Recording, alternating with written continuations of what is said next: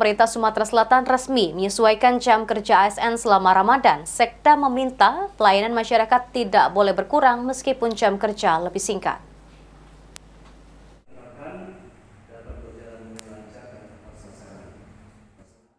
Pemerintah Sumatera Selatan menyesuaikan jam kerja ASN selama Ramadan.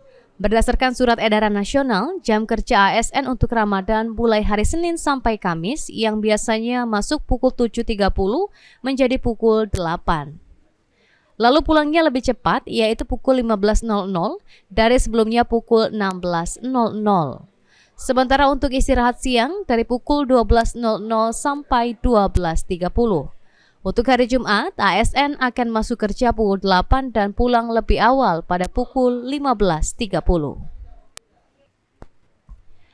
Disampaikan oleh Edward Chandra selaku Sekda Sumatera Selatan, surat edaran mengenai penyesuaian jam kerja telah diedarkan kepada seluruh organisasi perangkat daerah di lingkungan Pemprov Sumatera Selatan. Dan kebijakan ini akan diterapkan di seluruh kabupaten dan kota di Sumatera Selatan. Jam 3 sore. Kemudian ada istirahatnya jam 12 siang sampai jam 12.30 karena hanya istirahat sholat zuhur saja.